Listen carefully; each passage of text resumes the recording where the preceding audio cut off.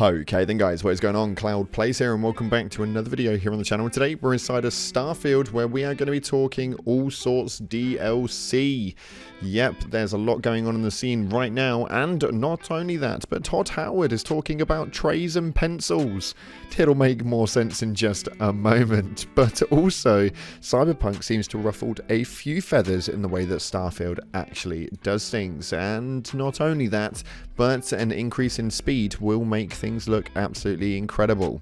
We're going to explain all right now. If you have not already, smashed that beautiful blue thumbs up and subscribe with post notifications turned on. It'd be greatly appreciated. On top of that, make sure you check out our sponsor, Advanced GG, the #1 clinically proven energy supplement on the market. My favorite flavor is cherry vanilla, but you guys can catch an array of flavors with the link in the descriptions. And make sure you're using code CLOUD at checkout and you'll get a cheeky little discount on top of that as well. But with that being said, let's dive on into some more stuff inside of Starfield.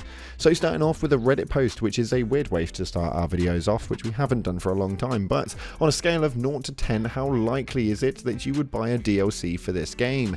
Now it goes on to state, I've just been thinking about buying a future DLC, even though the game is already really massive, but it's just that I usually don't like games DLCs, but that's an exception for Bethesda RPGs. Ever since Morrowind, I have always played the DLCs and get very much satisfied with its content. How about you?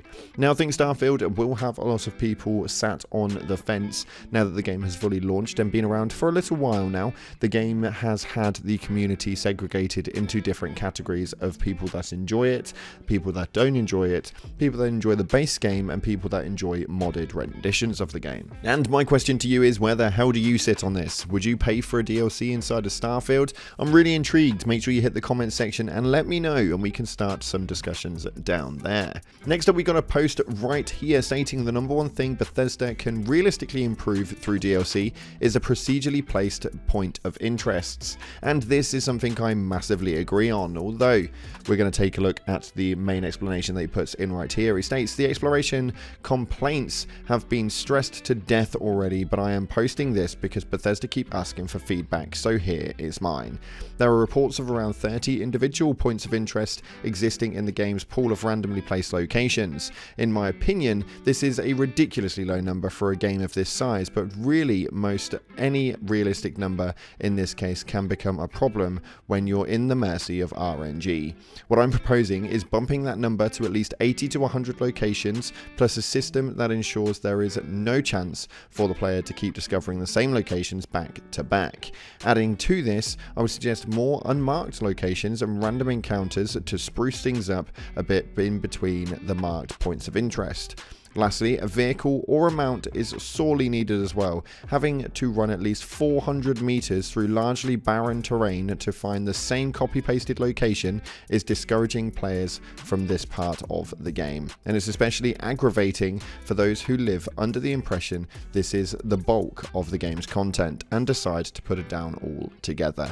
Now, I could actually agree with this one solidly. I think that the way that they've kind of got the POIs laid out are a little bit random, and we come across the same things quite often with that only being around 30 individual points of interest. It's quite frustrating, so they definitely need to increase that number quite dramatically. On top of that, the last comment about the vehicle is definitely needed. It's 1000% needed. Not only is there only a few points of interest that you will be bouncing to and from that are borderline all exactly the same, then on top of that it's going to have to take you 5, maybe 6, 7 minutes to actually get to it, running around 400 to 700 meters to actually get to that location. That for me is probably the biggest downfall of the content inside of this game. Now obviously we know that there is a lot more inside of the game that you guys can do, but the points of interest are quite fun. I quite like the idea of being able to rummage around and look for new items and new things and new places, and we just don't have that.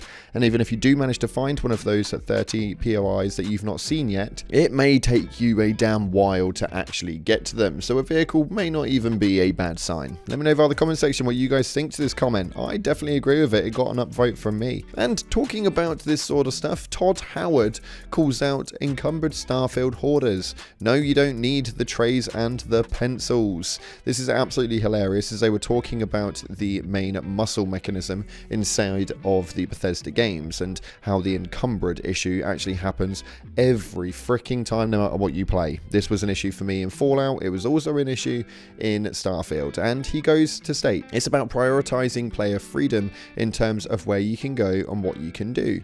Howard says, it seems like people hit this every time they play one of our new games, picking up all the stuff, and they immediately get encumbered. No, you don't need the trays and the pencils, but we like that you can pick them up. Absolutely ridiculous. Well, this went into a bit of a sore one, as it had actually caused a bit of an issue. As apparently, with that comment, Todd had ignited an open warfare in the game's Radar Plus chat, which was where the article had stemmed from, but states everything I've been weighed down by has a function. There's just too much of it, and the game's bad at signposting what's actually helpful, Joel argues. Now, this is one of those things, and he states, I'm scraping Caesium off the walls because I'm worried I need it later. What I needed was somebody just to say, I wouldn't worry about that, mate. And you're not wrong. Some of the stuff actually sounds really complicated. Some of the words sound really fancy, when actually, you don't actually freaking need it at all. So the location points for them are pretty damn irrelevant. This is something which I got really frustrated about, and off the back end of that now, it's kind of caused for me a bit of an issue, because now I don't really pick barely anything up. I have no idea what I had the need for so many plushie toys was, but they definitely made their way onto my ship, that's for sure. Let me know what you guys are saying right now. The muscle piece is something that I upgraded a hell of a lot and maxed out pretty damn quickly, because the encumbered situation peed me off so much. But talking about something completely bystander to this, Cyberpunk 2077 figured out the secret ingredient to make talking fun, and I wish Starfield had copied it. Now, they're not wrong right here. There is a part of this article that I have highlighted for you guys, because I feel like this part is really, really important in comparison to how Starfield actually play their main dialogue sequences. Their main dialogue sequences sit pretty stagnant and pretty flat, and they just kind of talk it through and nothing really happens. You kind of just stand there, and that's that motive. But in this article right here, they state, during the last Phantom Liberty quest I played, my best bud Idris Elba and I had a long chat about the complexities of working for a government that once threw him away like garbage. At the same time, he placed around a disused underground safe house, rerouting power to get the lights back on before popping a squat in an old lawn chair and eventually leaning over a railing. Another character entered the room before either of us had noticed, and we awkwardly changed subjects. Now, this is just something that you just don't experience inside of Starfield. Everything is quite flat and quite stagnant, and it doesn't seem to be going missed right here with a post that says, I love Starfield, but replaying Cyberpunk 2077 is eye-opening. After spending a couple of hundred hours in Starfield, I can honestly say that I love the game, despite the fact that it falls short in some areas. Even as I played it, I could recognize the Bethesda game template underneath it all, but I accepted those old methodologies because I love the game for what it is. Going back to play Cyberpunk 2077 now makes me realize how antiquated some of the technology is with Starfield. Take dialogue scenes, for example. In Starfield, you can see how the NPCs change from their current animation into this face-on, eyes-locked mode, where you might as well be speaking to a mannequin. In Cyberpunk, NPCs notice you, approaching and seamlessly engage in dialogue, even as they continue performing other tasks like eating, smoking, etc.